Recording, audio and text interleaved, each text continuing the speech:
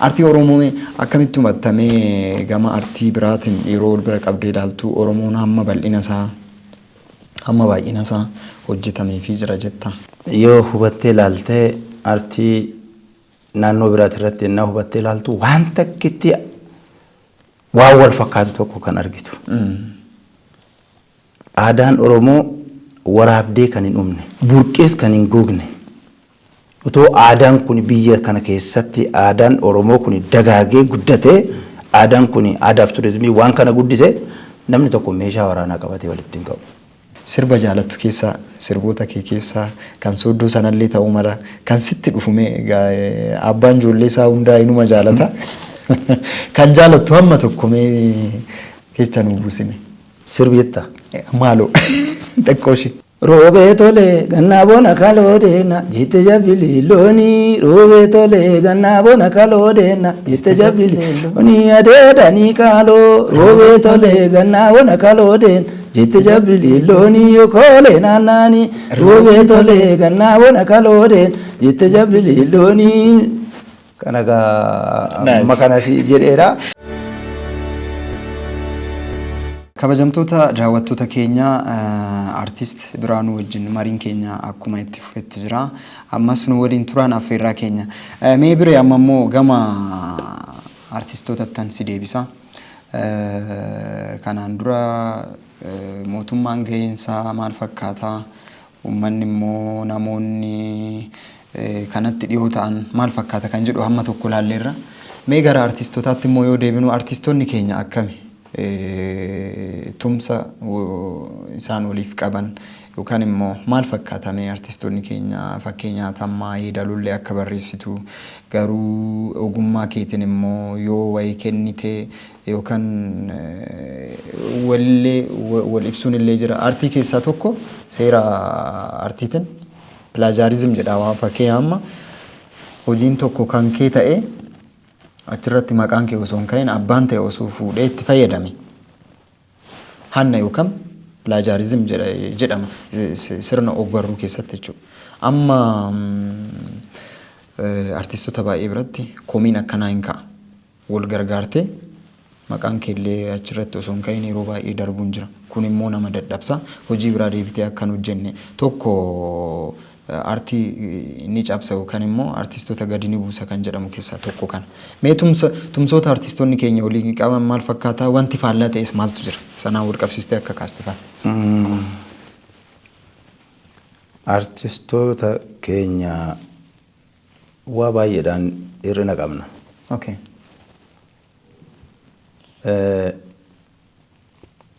Aartiin akka hin guddifamne yookaan aartiin bakka tokko akka hin qaqqabne xiyyeeffannoon aartii irratti hojjetamee hin jiru jenneerra. Gara artistootaatiinis immoo yoo ilaalte artistoonni keenya tokkummaan nuti qabnu baay'ee gadi bu'aadha.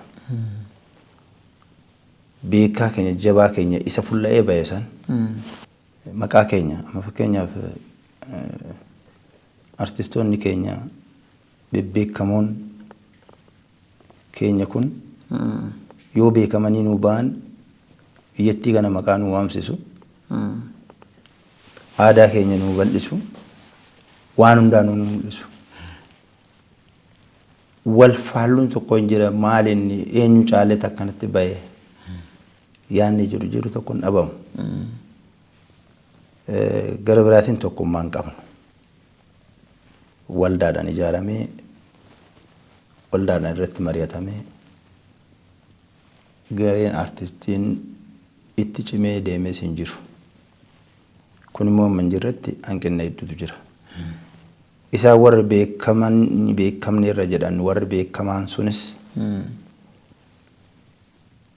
gaheen isaan warra hin beekamneef mee akkanatti deemaa jedhanii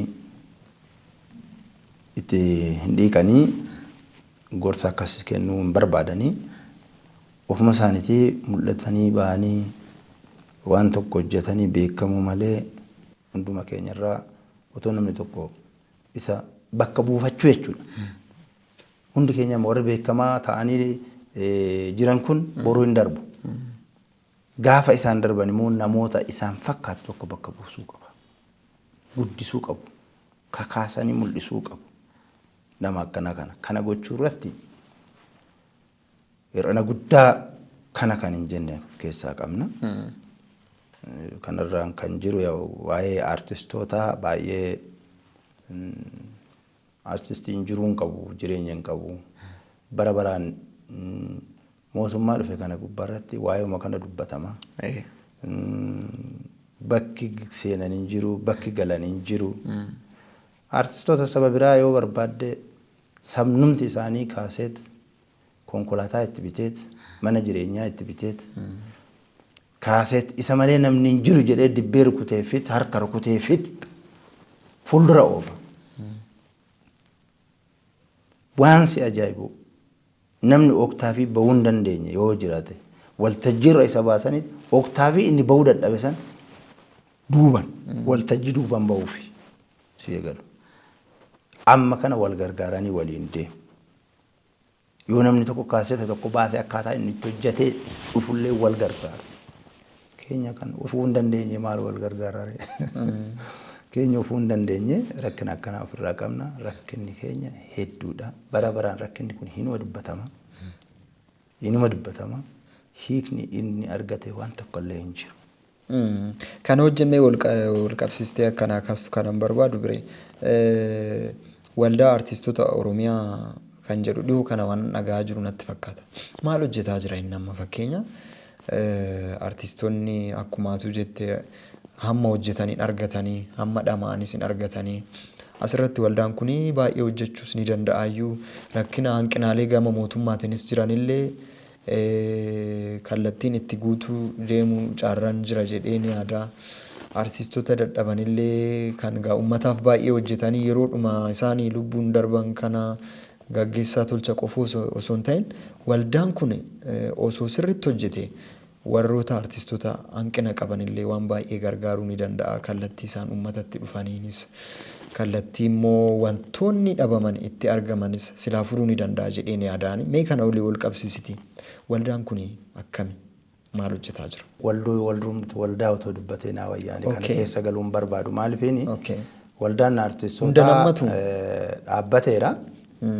Dhaabbate keessaa ammatti waldaa aartii waldaa weellistootaa fi muuziqeessitootaa kan jedhamu akka pirezidaantitti kan hoogganaa ture. Gana calqabarra ka'utoo turru jirru kan Hacaaluu ture. Ittaanan Tsaggaayee Dandanaa ture. Kana keessatti anis koree san keessa koree hojii raawwachiiftuu keessan ture. Erga sanii wanti sun wanni ka'ee waan hojjennes beeku. Itti deemamuun qabu jettee yaadda bire faayidaa guddaa qaba. Baay'ee faayidaa qaba. Inni faayidaa qaba. Maal sitti fakkaate aartii keessatti garuma hundattuu wanta hojii hojjetamu tokko keessatti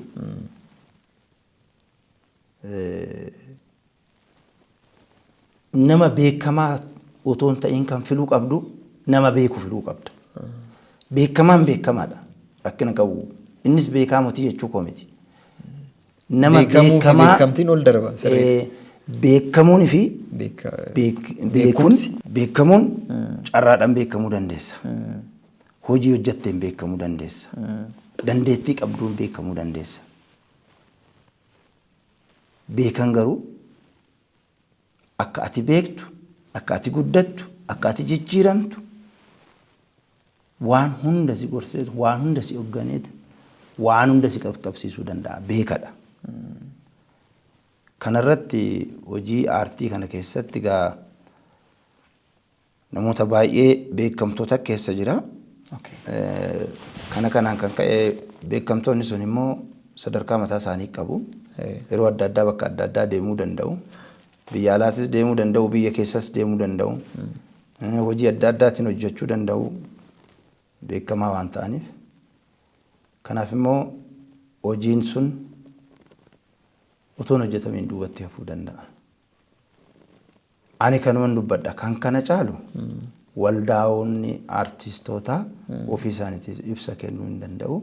ani waan dhuunfaa malee hojii isaanii keessa galee kuni kana jedhee dubbachuu waan hin barbaanneef. Ani immoo akkanaa kaastu kanan barbaade dirqama hojii isaanii keessa galuu qofa osoo hin ta'in silaa wanti kun osoo cimee hin barbaachisu jechuuf ala dhaabbadhee ati amma ogeessa achi keessa jirta. Waldaan kun haa jiraatu hin jiraatini jiraatee hojiin hojjechaa jiraatu hojjetaan jiraatini. Anis wanti quba qabu hin jiru garuu akka jiru waanan dhaga'uudha. Silaa osoo cimee rakkinoota amma mul'atan tokko tokko gadi buusa jedhee waanan yaadu fanan jechuun baay'ee artistoonni baay'een dhukkubsatanii rakkina irra yeroo jiran silaa waldaan kun osoo cimee osoo homaayyuu dhabe uummatarra kadhatee wayii gochuu ni danda'a. Sagantuma tokko qopheessee ijoollee kana taasisuu danda'a. Kanaafan siin jedha. Ijoolleen tuni akka fayyadu ta'uu danda'a. Dandeessa beekta. Kana wanti kun immoo baay'ee barbaachisaadha. Baay'ee barbaachisaadha. Amma fakkeenyaaf warra weellistootaa fi qindeessitoota muuziqaa kanatu bakka tokkotti waldaan kun amma tokko deemuu hin dandeenye jedhe malee waldoleen kun kan fakkii kan bocaa kan jedhan jira diraamaa yookaan immoo tiyaatira waan akkanaa wanni hunduu garee mataa isaa kan qaban jiru ijoolleen cimanii itti deemaa jiru. Amma eessa akka gaanis siqeen gaafanneen beeku malee hin jiru jechuudha. Ciccimooleenis ma jirti ijoolleen cimtee waan akkanaa kana hojii gaarii hojjechaatii jiru. Ni jiru ijoolleen baay'een jiru.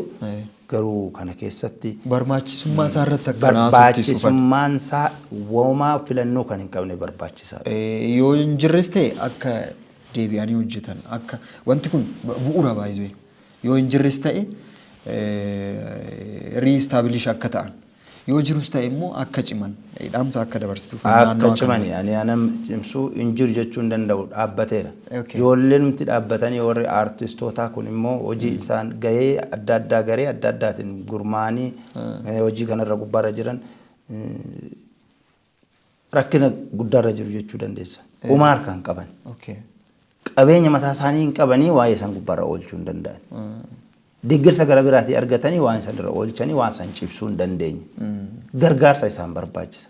Uummanni keenya, sabni keenya, dhalataan, abbaan qabeenyaa hundumtuuyyuu wanti kun akka cimu taasisuudha. Wanti kun cimnaan uumaa rakkinni hin jiru. Meeshaa gaarii oomishuudha jechuudha. Kana kun barbaachisaadha. Itti cimuu qaba.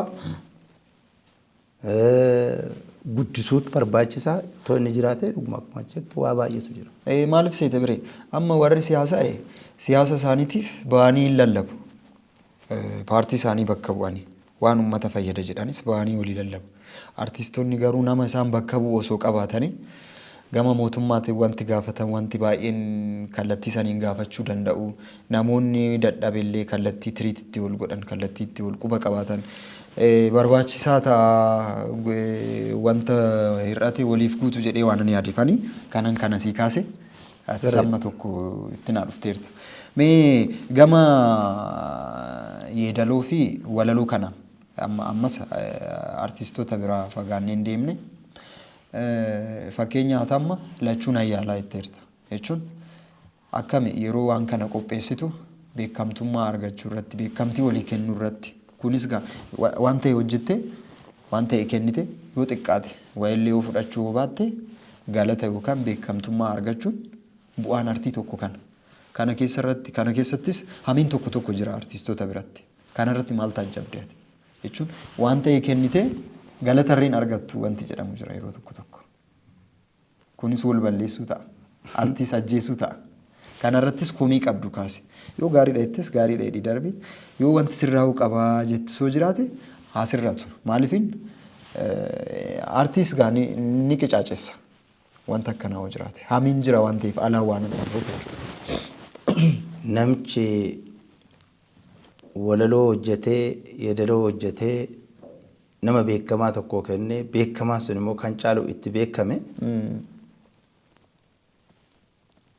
namicha sagaleedhaan weellise santu beekama malee jarri biizii ta'anii calqaba duraati. Wanti kun akka hojjetamu taasisan ani amma ammatti eebelu waan kana kan hojjete kan jedhamu dhaga'ee hin beeku. Hin argines. Hin beekna eenyu akka hojjete hin beekna. Isarraa immoo kan eegamu miidiyooleen biyyattii kana keessa jirtu iyyuu ebelutu yeedaleessee ebelutu walaleessee ebelutu weellisee kan jedhu innuma dhiyeessan illee hin jiru. Waan akkana hin argine miidiyaa gubbaarratti an argee hin beeku. Miidiyaa biraa waa argitan barreessaan ebeluu maaloon ebeluu ebeluu warra amaaraa otoo argite warra amaaraa ebelutu walaleessee ebelutu yeedaleessee ebelutu haala kanaan miidhagsee weellisee jedhaniit beekamtii kennaa fi filannoo sirbaati irratti illee waan tokko keenya miidiyaa biyyattii kana keessatti hin argine keenya keessatti. Keessattuu aadaa Oromoo kana keessatti kuni aartii dhajjeessaa lammata yeroo hunda kan beekamu yeroo hunda kan waamamu yeroo hunda warra beekame san malee warri beekumsa saniif beezii ta'anii hojii san uumanii kennan sun ani argeen beeku ay dogoggorte ta'u jedhe abbaan fe'na falmuu hin danda'a ani waan kana argeen beeku sirrachuu qaba kun walaleessa ebeluudha kan weellisa ebeluudha beekamtii uggaa nama sanii kennan sila ni amma waan tokko tokkoon ebelu kana jedhee waan inni tokko jira waan tokko sittimu gareedhaan giruuppidhaan wal qoodanii warri wal badhaasanis jiru. Jira hamiin akkasii komiin jira uummanni sin kaasa. Waa'een ati fakkeenyaaf biyya tokko keessatti naannoo tokko keessatti bakka tokko keessatti walaloo namni biraas haa walaleessu haa weellisuusi. Weellisa kana keessatti sirboonni ati dhiyeessu kun weelluun ati dhiyeessitu san ergaan inni dabarsu gahaadha moo gahaa miti. Biyyaaf hin ta'amoon ta'u sagaleen nama kanaa gaariidha moo gaarii miti. Qindoominni muuziqaa kanaa akkami. Muuziqaa irratti hundaa'ee waan badhaasa walii kennan osoo hin ta'in dhiifama naa godhiitii beekamtiidhaan waliin nyaachuudhaan waliin dhuguudhaan ta'anii yeroo waliin dabarsuudhaan waan akkanaatiin kan kennamu malee beekamaa qofa ammaa bee yoo laalle dhaloonni biraa beekamaan bee hin darba. Warra akka beekamu gochuu hin dandeenyu jechuudha. Yeroo hundaa warri waan badhaafamu warra qilleensa irra jirudha. Warra qilleensa irra jiru malee kuni maaltu namni kun maal hojjete qilleensa irra warra hojjetu yeroodhaaf sirba aadaa sirba biyya keessa jiru sirba qotee bulaan taphatu sirba aadaan biyya keessatti yeroo qonnaa yeroo haamaa yeroo maali waan adda addaa yeroo taphatamu wanni sirbamu jira. Aadaan suni namni immoo isumallee baasee uummata keessa jiru san deebi'ee okachuudha kan jedhu baasee uummatatti agarsiisuun jabina guddaadha bari cimina guddaadha. Warri akkanaa kun maa akkana ta'anii miti anan jedhu. Warri akkanaa badhaafamuu gaariidha. Warrumti akkanaatu immoo warri hin badhaafamne jiru. Warrumti qilleensa gubbaarra jiranii yeroo ammaa uummata miira uummataa keessa jiran kuni hin dubbadhu nutti haafuu. Biree maaliifan kana kaasee waltumsuu wanta jedhufani daawwattoonni keenyas kana kallattuma saniin akkanaaf hubatanidha. Maaliifiin wal gadi qabuun kun jechuun gadi wal qabuurraa osoo wal ol qabne jechuun wanta jedhufan kana kaase wantoonni nuuf fayyanne tokko jiru wantoonni naafuu qaban jechuudha. Akkuma dura siyaasa biyyattii yoo kaasne siyaasni biyyattii kun siyaasa jibbaa ta'aa jira. Aartiin araarsuu akkuma jenne aartiin keenya immoo aartii keenyaayyuu yaa araarsu. Artistoota keenya yaa cimsu wanta jedhu kaasufani daawwattoota keenya mee akka wanni hin jenne gidduudhaan mee biree sirba jaalattu keessaa sirboota kee keessaa kan sooddoo sanallee ta'uu mala kan sitti dhufu mee abbaan ijoollee isaa hundaa inuma jaalata kan jaalattu hamma tokko mee akkasumatti keessa nu buusime. Okay. Ani anan jaaladhu hundumaa ijoollee natu dhale ijoollee tiyya hundumaa nan jaaladha anummanni jaalatu an biraati kana nan jaaladhu sirba roobee tolee sana kana barbaada garummaan ayyee sirbi jetta maaloo xiqqooshi amma xiqqoo sagaleen kiyya sirrii miti haa ta'u qaamee nan yaala amma danda'etti ayyee roobee tolee gannaa bona kaloo deena jette jabili loonii roobee tolee gannaa bona kaloo deena jette jabili loonii adeedanii kaaloo roobee tolee gannaa bona kaloo deena jette jabili loonii yokoolee naannaanii roobee tolee gannaa bona kaloo deena jette jabili loonii. Kanaga makanasi jedheera kan kaan immoo ani itti gudana namatti tola bire amma waa'ee muuziqaa irratti haasaa jirra atis immoo naannawaa sanirra waan jirtuuf mee diraamaa biyya keenyaa akkamitti taajjabde keessumaayyuu kan Oromoo artii keessa waan jiruuf ati jechuun taajjabuus dhiisuu dandeessa gama diraamaa kanaanii hawwiin hin jiruyyuu mee maal fakkaata amma namoonni baay'een ati amma gara muuziqaa tasan dhufeetteerta maaltu beeka waltajjiis hawwuu malta bara mee gara siin ilaalchate qabdu ani waltajjiis nan beeksa waltajjii gurguddaalee waanuma akka diraamaa kanas ilaalcha waa'een diraamaan afaan Oromoo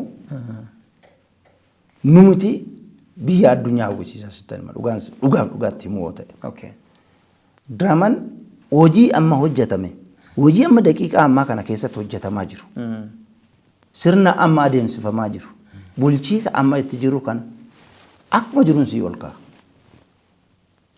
ijoolleen diraamaa hojjetan ijoollee ciccimootu jiru ijoollee akkanaa kana yeroo baay'ee miidiyaa irratti hin ba'an diraamaan kun isaan hojiin isaan hojjetan hedduutu dhokatee hafeera sababa dhokatee hafeef hin beekon fakkeenyaaf diraamaawwan maal jedhamu kan duraan hojjetamaa ture tokko baay'ee beekamaa kan ture waltajjii irratti miidiyaadhumaan kan hojjetamaa ture okay wanta akkasii kana amma akka mootaa shan'ee fa'aa kan akka taamiraat fa'aa ijoolleen akkasii kan hojjetan ijoollee akkam akka addisuu shantamaa ijoollee garee kana keessa jiran Abbabachaa Ajjamaa fa'aa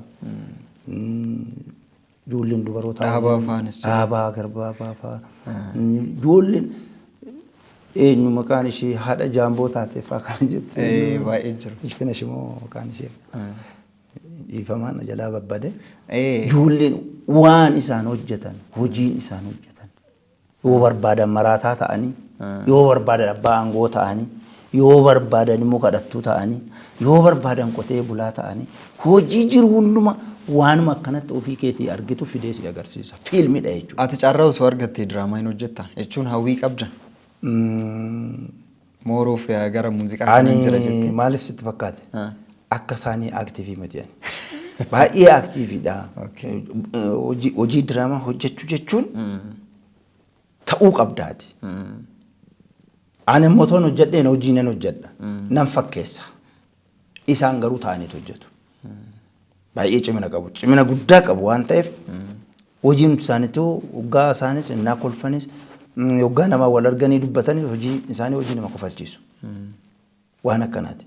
Kanaafuu hojii diraamaa gubbaa irratti baay'ee ciccimoodha. Garuu miidiyattiin biyya keenyaa kun hojii akkanaa kana hojii barsiisaa akkanaa kana hojii qaama miira ummata keessaa dubbatu kana otoo baasanii nama agarsiisanii gaariidha. Ana nan jedhu kana. Hayyi mee goolabaa deemna marii keenya ani ka wantan jedhu har'aaf wanta si wajjin haasofna jedhu gara xumuraatti deemaa jira tarii yeroo biraa carraa biraatiin kan haasofnu carraa ni arganna jedheen yaada. Biree mee ati dhumarratti artii biyya keenyatiif maaltu mala wantoonni sila kaasne hir'inni jira jennee jirra ciminnis jira jennee jira ciminni cimee akka itti fufuu hir'inni immoo akka guutamu kallattii hundaanuu maaltu ta'uu qaba maaltu maluu qaba mee erga way gadi qabeetti dabarsi. Homaa filannoo baay'ee kan hin barbaachifne itti deemamuu kan qabu tokkoffaan tokko ta'uudha. Yoo tokko taane waan hundaa mariidhaan guddifanna. Waan hundumaa mariidhaan buufanna. Itti dabalatee immoo beekanis wallaalanis ummannis kan dhaggeeffatus kan daawwatus kan weellisus kan walaleessus hundumtuyyuu wal gargaaruu qaba. Utuu wal tuffiin ta'in inni isa yaraa hojjete san yaraa hojjette kun gaarii miti maaliif akkana hojjette ton ta'in kan marratti ka'ee kanaan kana hin fooyyessina siif fooyyessina siif tolchina waan akkana kuni akkana hojiin waltajjii irratti dhiyeetu akka barbaaddeetti dhiyeessitu. Akkaataa safuun gannetti uumaa isaa eegdee safuu isaa eegdee fiddeemti haala saniin akka deemu wal gargaaruu tokko taanee wal gorfachuu ogummaa adda addaa irratti bobba'e hundumtuyyuu waan jiru wal gargaaruu wal bira dhaabbachuudha. Kan caalu immoo keessattuu ani yaada guddaa kanan kennu abbootiin qabeenyaa waan kana irratti yoo bobba'an bu'aa qabeessa ta'uu danda'u waan ta'eef gara kana irratti itti bobba'uu qabu. Lammata immoo abbootii qabeenyatiif ammas kanan himu. Ijoolleen keessanuu guuttee ani isin guddiftu ani isin mul'iftu ani isin wajjin duutu ani isin wajjiniin ani isin jettee ajjeefu kan aadaa biyya kanaa mul'istu aartistoonni gaazixeessitoonni biyya keessaa diraamaadhaan sagaleedhaan weelluudhaan waan adda addaatiin kan fidan ijoollee beekamtii biyya addunyaa kanarratti beekamtu ciccimoolee otoo qabnu gara biraatti nu deemtanii horii keessanis baaftanii qabeenya keessanis balleessitanii aadaa keessanis hin xiqqeessinaa firatti garagaranii alalfatanii nyaatanii ta'e maatitti garagaranii liqeebsu waan jedhan tokko jira. Aan wal cimsunuma warri beeksisa hojjetu warri oomisha isaanii beeksisu warri mana barumsaa isaanii beeksisan warri hojii isaanii beeksisan warri oomisha isaanii wal daldala isaanii beeksisan dura oftu duraa jedhu of dura waan ta'eef ijoollee isaanii qabeenya isaanii kiisii kanaa baasanii kiisii kana godhachuu qabu. Kiisii kana hundumaa anuma tuffate miti. Kanaanis hongalee waan akkanaa kana barachuu qabu. Kana nuti hunduu tokko ta'uu qabna. Yaada wal tuffii irratti otoo hin ta'in yaada aartiitti guddiftuu irratti baay'ee cimnee deemuu nurra jira. Ani nama na caala tokko beekuu dirqama kooti. Eebelu na caala bakka. Erga na caale nama kana cimsuun qaba kabajuun qaba. Yoonaan isa kabaje malee eenyu isa kabaja. Har'a asitti na caale otoo dorgommiin tokko biyya tokko jiraate atileetonni keenya fakkeenyaaf kan akka Daraartuu Tulluu kan akka Gazaanyaa Barraa kan akka atileetota baay'ee qabna miti. Ijoolleen tuni ijoollee Oromooti ijoolleen Oromoodhaa baate. Biyya Itoophiyaa kanaaf dorgomte biyya addunyaa irratti nu beeksifte miti. Waan akkana kana beekamtiin akkanaa kun akka cimu taasisuudha. Waan akkanaa ati kee situ nama kee situ cimsata beekaa kee situ mul'ifata waan akkanaatti wal bira dhaabbachuu qabna tokko taanee deemuu qabna wal tuffachuu hafuu qaba. Waan mooyaraa kunis aartiidha jennee waan hin taanes waan nama gaafachiisu tokkos waan adda addaa sin argina amma waan tokko aartiidha jedhanii amma miila maalii hin jedhan kun Facebookiin hin jira miti. Facebookii kana irratti TikTokii kana gubbaa irratti akka argitu waan safuu hin qabne tokko waan hin taane tokko sirmaa waan bakka siin buune tokko. Wanta sila kaaste sanii ijoolleen beekaman jiru kan beekumsa hin qabne. Beekamtiinii fi beekuun wal darbaa kan jette sanii. Wanti duuba aadaa keessattuu ijoolleen Oromoo warri Oromoo ta'e aadaa Oromoo kana keessatti safuu eeggachuu qabna. Safuu san darbuu hin qabnu.